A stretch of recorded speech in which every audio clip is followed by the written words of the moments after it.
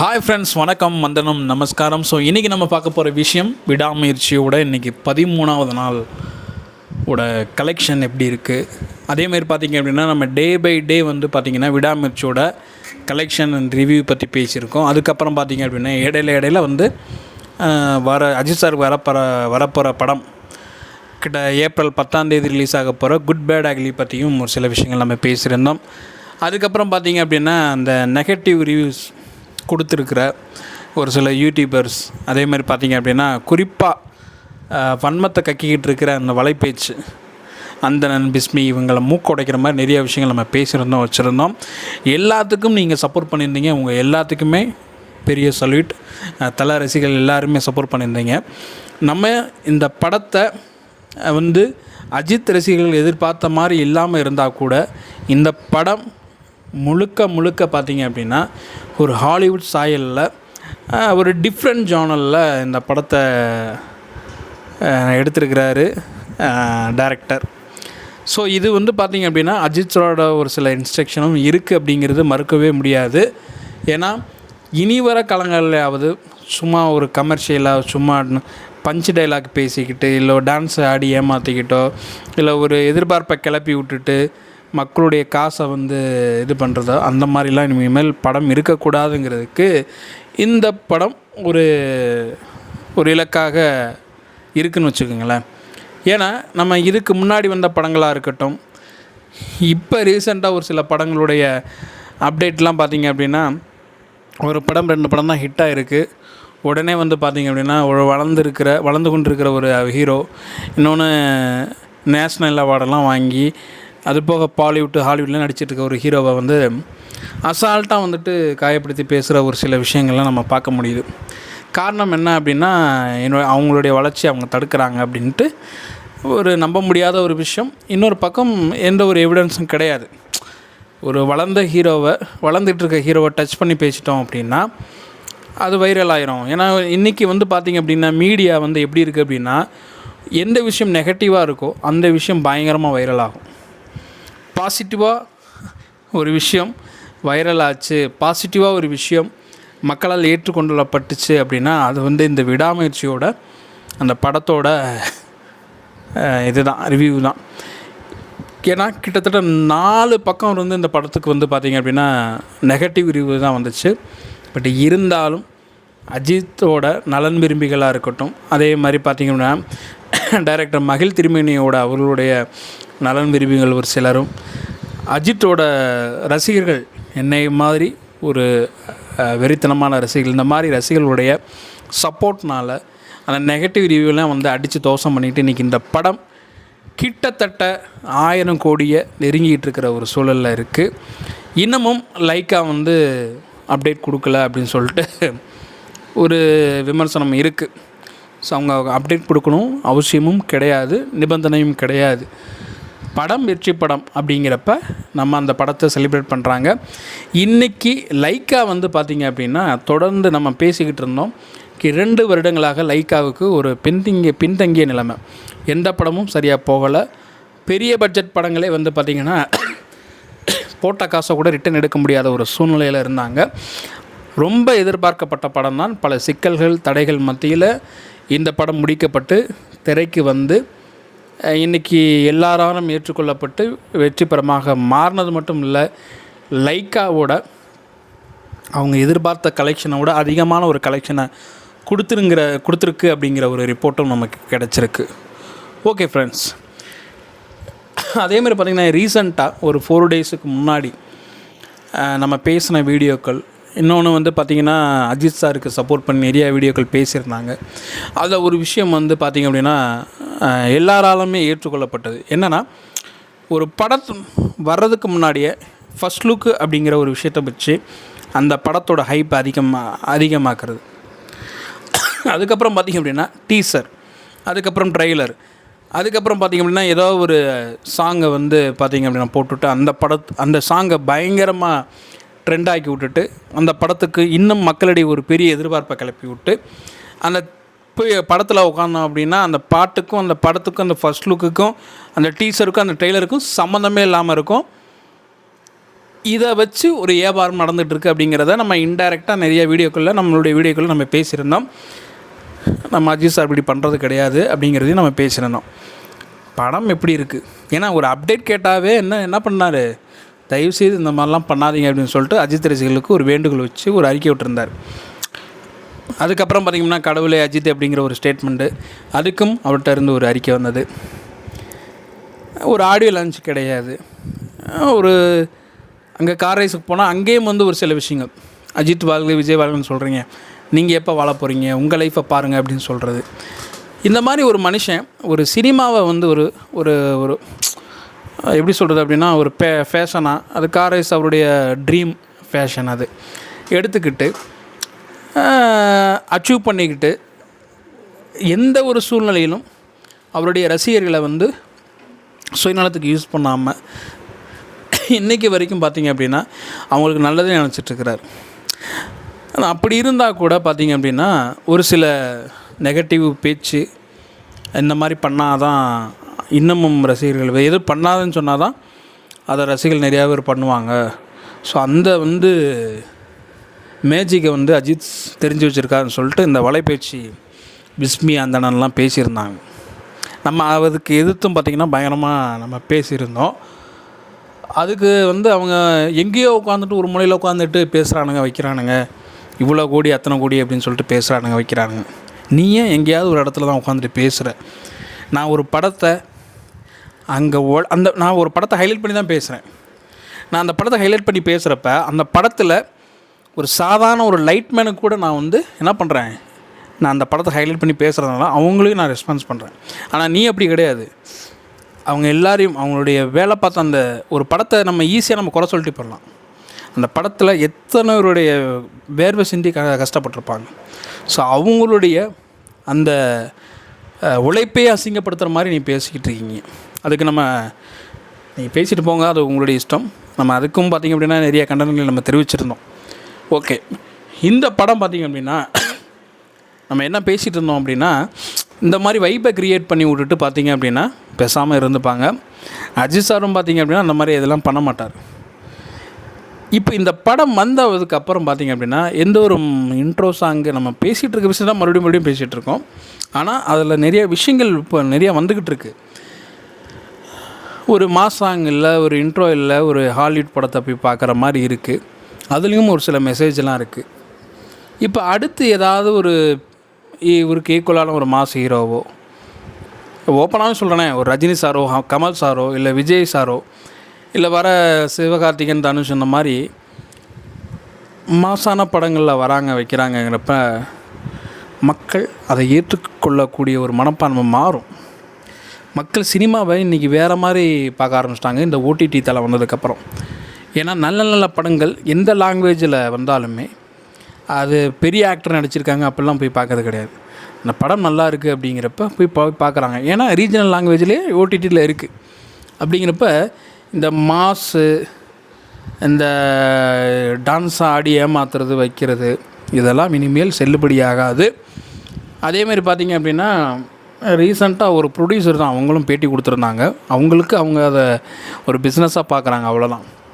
அவங்க என்ன சொல்லியிருந்தாங்க அப்படின்னா, அவங்க எடுத்த ஒரு படம், ஒரு பெரிய பான்ஸ் ஹீரோ வச்சு எடுத்த படம் வந்து பார்த்திங்கன்னா இவ்வளோ கலெக்ஷன் பண்ணியிருந்துச்சு. பட் ஆனால் யாரும் அதை சொன்னால் நம்பவே இல்லை அப்படின்னு. அதை யாரும் நம்பவே மாட்டாங்க. அந்த படம் அவ்வளோ கலெக்ஷன் பண்ணியிருக்கு அப்படின்னு சொன்னால் யாரும் நம்பவே மாட்டாங்க.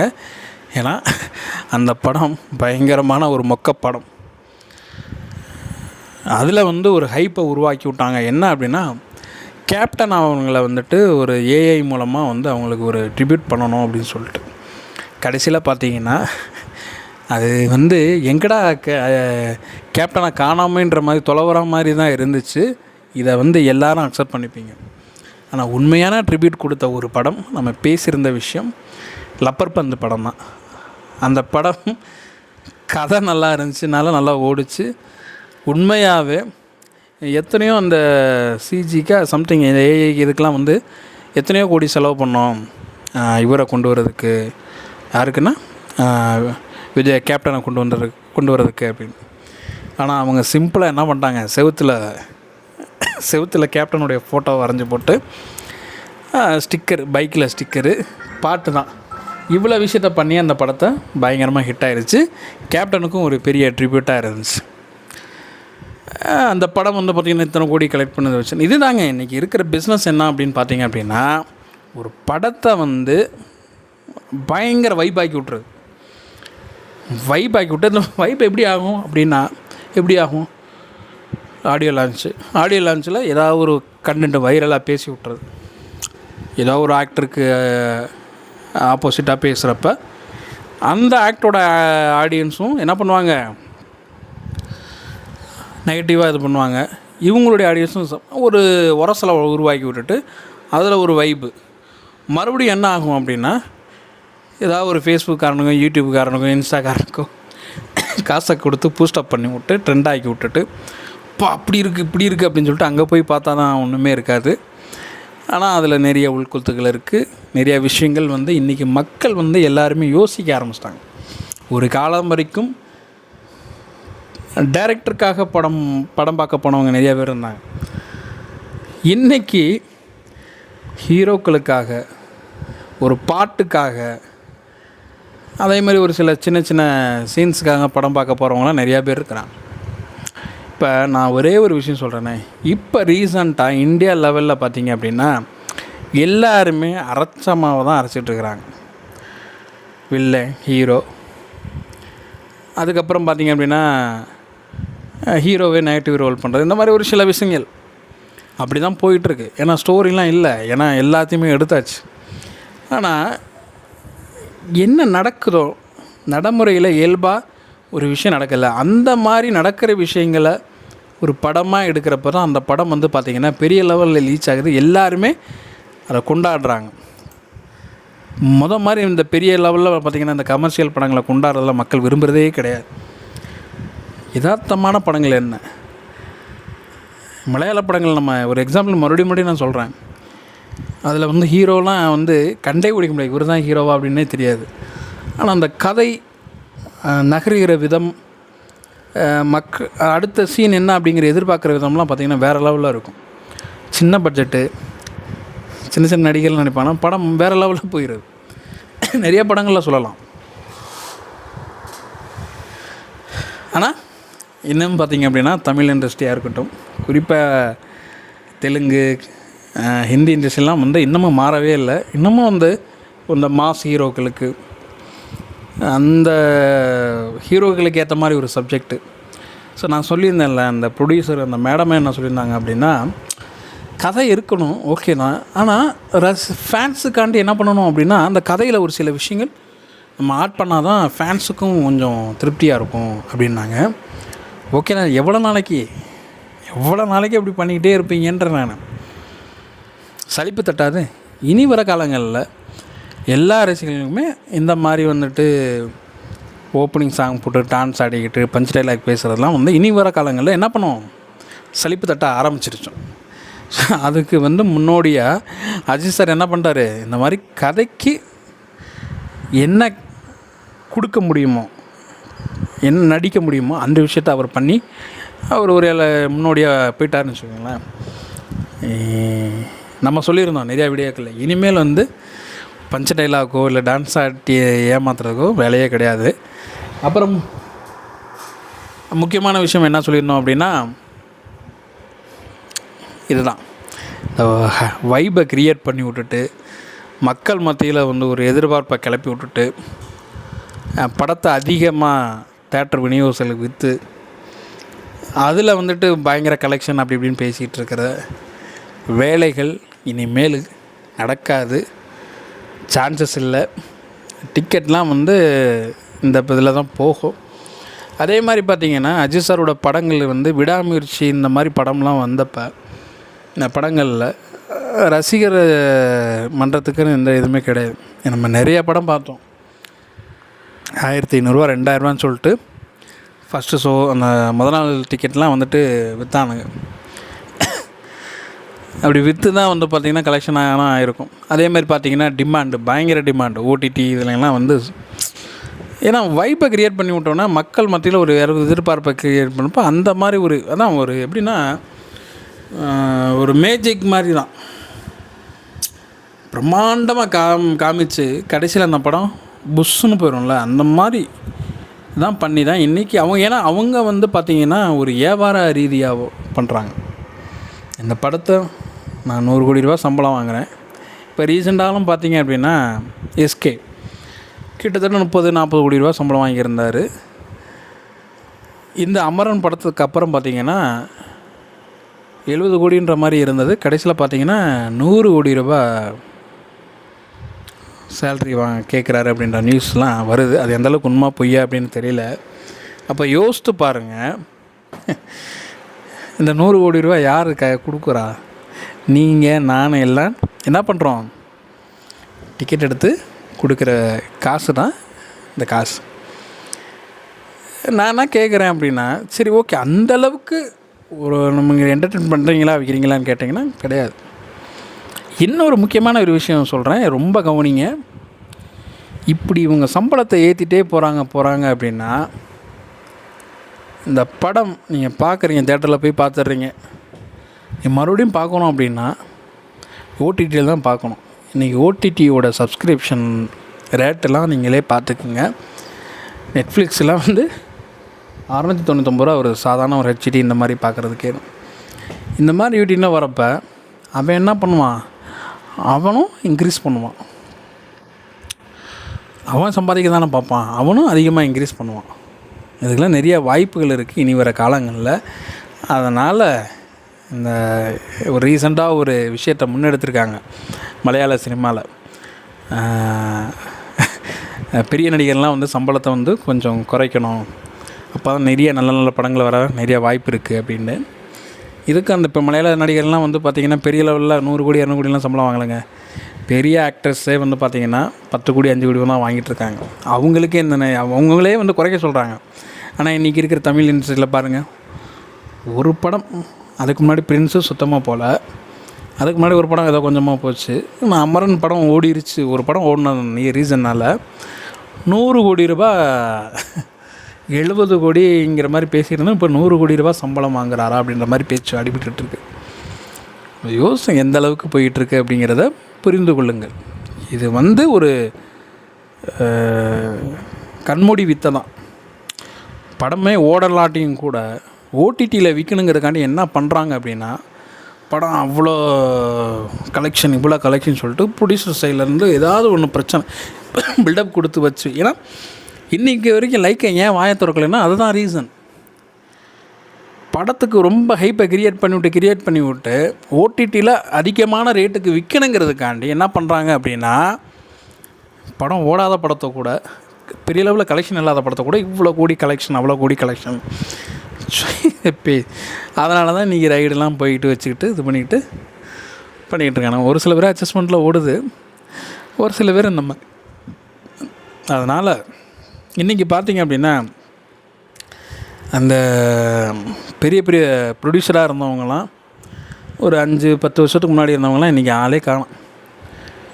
அவங்களாம் பார்த்திங்கன்னா சின்ன சின்ன படங்களுக்கு ப்ரொடியூஸ் பண்ணிவிட்டு கம்முன்ட்டு வந்துக்கிறாங்க. இன்றைக்கி பெரிய பெரிய படங்களுக்கு ப்ரொடியூஸ் பண்ணுறவங்களாம் நீங்கள் கொஞ்சம் செக் பண்ணி பாருங்களேன், பேக்ரவுண்டோ இல்லை அவங்களுடைய வேறு பிஸ்னஸ் அதையோ செக் பண்ணி பார்த்தீங்க அப்படின்னா உங்களுக்கே புரியும் படம் எப்படி இந்த இவ்வளோ தூரம் கலெக்ஷன் ஆகுது அப்படிங்கிறது. ஓகே ஃப்ரெண்ட்ஸ், இந்த வீடியோவில் வந்து நம்ம ஒரு சில விஷயங்கள் நம்ம சொல்லியிருக்கிறோம். அது எல்லாமே பார்த்தீங்க அப்படின்னா 100% உண்மையாக இருக்கணும் அவசியம் கிடையாது. ஆனால் யதார்த்தமான ஒரு விஷயம் தானே, இப்படியும் இருக்கலாம்ல. இப்படியும் வந்து ஒரு படத்தை வந்து ஓட வைக்கிறதுக்காக எவ்வளோ தூரம் வைப்பை க்ரியேட் பண்ணி அதை பிஸ்னஸ் பண்ணுறாங்கல்ல. ஆனால் அது வந்து விடாமுயற்சியில் அப்படி பண்ணலைங்க. ஒவ்வொரு ரசிகனும் சப்போர்ட் பண்ணுறான். இன்னொன்று, இந்த படத்தை வந்து நம்ம லாஸ்ட் வீடியோவில் பேசியிருந்தோம், ரிப்பீட்டட் ஆடியன்ஸ் என்ன பண்ணுறாங்க, மறுபடியும் இந்த படத்தை நேற்று இன்றைக்கி காலையில் பப்ளிக் ரிவ்யூவில் நம்ம பார்க்குறேன். இந்த படத்தை நான் 4வது டைம் வந்து பார்க்குறேன். படம் எனக்கு பிடிச்சிருக்கு, நல்லா இருக்குது, வித்தியாசமாக இருக்குது, அஜித் சாரோட லுக்கு நல்லா இருக்குது அப்படின்னு சொல்லிட்டு அவங்களுடைய ரிவ்யூஸ் சொல்லிட்டு ஒப்பீனியன் சொல்லிட்டு போகிறாங்க. யோசிச்சு பாருங்கள். இப்போ இந்த படம் இன்றைக்கும் கிட்டத்தட்ட 7-8 படங்கள்கிட்ட ரிலீஸ் ஆயிடுச்சு. ஏன் அந்த படங்களில் ஏதாவது ஒரு படம் கூட நல்லாயில்ல? ஆனால் இன்னமும் இந்த படம் ஓடுதுன்னா, இன்னமும் இந்த ஹவுஸ்ஃபுல்லாக ஓடுது வைக்குது அப்படின்னா, இவ்வளோ தூரம் இன்னும் மக்கள் இந்த படத்தை கொண்டாடுறாங்க அப்படின்னா, மக்கள் ஏற்றுக்கிட்டாங்க. இந்த மாதிரி கதைகளை விரும்புகிறாங்க. மக்கள் இந்த மாதிரி நல்ல கதைகளை விரும்பி பார்க்க ஆரம்பிச்சிட்டாங்க. இனி இந்த மாஸுக்கெலாம் வேலையே கிடையாது. கிளாஸுக்கு தான் வேலை, கதைக்கு தான் வேலை. அதுதான் இனிமேல் இந்த தமிழ் சினிமாவை மாற்ற போகுது. ஏன்னா போர் அடிச்சிருச்சு, இனிமேல் போர் அடிக்கும் அப்படிங்கிறத புரிஞ்சுக்க. ஏன்னா ஒரு பெரிய ஹீரோவே சிம்பிளாக இந்த மாதிரி சின்ன கேரக்டரில் கதைக்கு ஏற்ற மாதிரி நடிச்சிட்ருக்காரு அப்படின்னா, அடுத்து ஏதாவது ஹீரோ தையா பியா குதித்து பஞ்சு டைலாக்லாம் பேசினாங்கன்னா அந்த இடத்துல நம்ம பார்க்குறப்ப என்ன ஆகும் அப்படின்னா, யாரா தலையே அஜித்தே சிம்பிளாக நடிச்சிட்ருக்கிறாரு, இவன் போட்டு 10 பேரை பறக்க விட்டுருக்குறான் அப்படின்ற மாதிரி தோணுமா தோணாதா? ப்ராக்டிக்கலாக திங்க் பண்ணுங்கள். இது பாருங்கள், இந்த படம். அதனால தான் அந்த படத்துக்கு இவ்வளோ தூரம் நெகட்டிவ் ரிவ்யூஸ் 4 பக்கத்தில் இருந்து அடித்ததுக்கு காரணம் அதுதான். ஏன்னா இந்த வரிசை நிறைய படங்கள் இருக்குது, பரபரப்பான படங்கள், துப்பாக்கி தூக்கி டப்படப்படப்படப்படன்னு சொல்கிறது, அப்படி திருமணம்னா பிஜிஎம் போடுறது, இங்கே திருமணம் பிஜிஎம் போடுறது, இந்த வேலை தான். இந்த மாதிரி தான் படத்தை எடுத்து வச்சு ஓட்டி அதாவது வைப்பை க்ரியேட் பண்ணி வச்சு மக்களை ஏமாத்துறது. கதை ஒன்றுமே இருக்காது. இல்லைன்னா பழைய ஏதாவது கதையை போட்டு இது பண்ணி விட்டுவிட்டு ஓட்டி விட்டுருப்பானுங்க. ஒரு மெசேஜ் இருக்காது. அதுக்கு பயந்துக்கிட்டு தான் இந்த படத்தை பலருடைய சைடில் இருந்து ஒரு ப்ரெஷர் கொடுத்து இந்த படத்தை நெகட்டிவ். ஆனால் அஜித் ரசிகள்கிட்ட இருந்தது செல்லுபடி ஆகாதுங்கிறத காட்டிட்டாங்க. என்ன வேணால் பேசி மீம் க்ரியேட் பண்ணு வையி என்ன பண்ணு, ஆனால் இந்த படத்துக்கு எல்லாருமே கொண்டாடிட்டாங்க. எல்லாருமே இதை அக்செப்ட் பண்ணிக்கிட்டாங்க. அஜித் சார் இந்த மாதிரி பார்த்து அக்செப்ட் பண்ணிக்கிட்டாங்க. ஷாக்காக தான் இருந்துச்சு. என்னடா அது அஜித் சார் புசுன்னு இப்படி அடி வாங்கிட்டு இருக்காரு, வச்சிட்ருக்காரு, இவ்வளோ பெரிய ஆக்டரு, ஒரு இன்ட்ரோ சாங் மாஸ் சாங் எதுவுமே இல்லை அப்படின்ட்டு. அந்த படத்தை பார்க்க பார்க்க பார்க்க பார்க்க ஸோ ஒரு மனுஷன் எவ்வளோ தூரம் இந்த கூட ஒர்க் பண்ணுறவங்களுக்கு ஃபேஸ் கொடுத்துருக்காரு நடிக்கு. ஏன்னா அந்தளவுக்கு ஈக்குவலாக இருக்குது ஃபேஸ். ரெஜினா மேம்லாம் பார்த்திங்கன்னா அவ்வளோ தூரம் ஸ்கோர் பண்ணியிருக்கிறாங்க. அஜித் சாருக்கு அவ்வளோ தூரம் இடம் கொடுத்துருக்காரு, ஸ்பேஸ் கொடுத்துருக்குறாரு. அஜித் சாரும் அப்படி தான். அப்படிங்கிறப்ப எவ்வளோ ஒரு மனசு இருக்கணும், இவ்வளோ தூரம் ஒரு ஒரு ஒரு சக நடிகர்களுக்கு ஸ்பேஸ், ஈக்குவல் ஸ்பேஸ் கொடுக்குறது சாதாரண விஷயமே கிடையாது. படத்தோட ஹீரோ இந்த மாதிரி யாரும் கொடுக்க மாட்டாங்க. ஏன்னா குழப்பமாயிரு இதில் யார் ஹீரோ யாருன்ற மாதிரி. சரி, ஓகே. இந்த வீடியோ பார்க்குற அஜித் ரசிகர்களை, இந்த படம் பல கோடி வசூல் சாதனை பண்ணி இன்றைக்கி உண்மையான வெற்றியை பெற்றிருக்கு. இந்த வலைபேச்சு, அந்தணன், பிஸ்மி, அப்புறம் ஒரு சில பேர்லாம் பேசிட்டு தர்றானுங்க படம் ஃபெயிலியரு அப்படி இப்படின்னு சொல்லிட்டு. அதெல்லாம் நம்பாதீங்க. படம் உண்மையாக வெற்றி. லைக்காவுக்கு இந்த படம் எதிர்பார்த்த வசூலை விட அதிகமான வசூலை கொடுத்துருக்கு. இன்னொரு பக்கம் வெயிட் பண்ணுங்கள். ஏப்ரல் 10 குட் பை அகலி ரிலீஸ் ஆக போகுது. நீங்கள் எதிர்பார்த்த ட்ரீட்டு அதில் ட்ரிபிள் மடங்காக இருக்க போகுது. இது கிளாஸ்னால் அது அதிரடி மாசாக இருக்க போகுது. அன்றைக்கி இதே பேச்சு பேசுகிறாங்க அப்படி அன்றைக்கி நம்ம பார்த்துப்போம். சரிங்களா? ஓகே ஃப்ரெண்ட்ஸ், இந்த வீடியோ பார்க்குற நீங்கள் இந்த வீடியோவுக்கு சப்போர்ட் பண்ணுங்கள். நிறைய பேர் சப்ஸ்கிரைப் பண்ணாமல் பார்த்துக்கிட்டு இருக்கீங்க. சப்ஸ்கிரைப் பண்ணுங்க. பக்கத்தில் இருக்க அந்த பெல் பட்டனை கிளிக் பண்ணிங்கன்னா அப்போ தான் நான் போகிற வீடியோ உங்களுக்கு அடுத்தடுத்து நோட்டிஃபிகேஷனாக வரும். உங்களுடைய சப்போர்ட் கண்டிப்பாக தேவை. சப்போர்ட் பண்ணுங்கள். மறுபடியும் கேட்டுக்கிறேன். பார்ப்போம். இதே மாதிரி இன்னொரு இன்ட்ரெஸ்டான வீடியோ சந்திக்க முடியும். உங்கள் நான்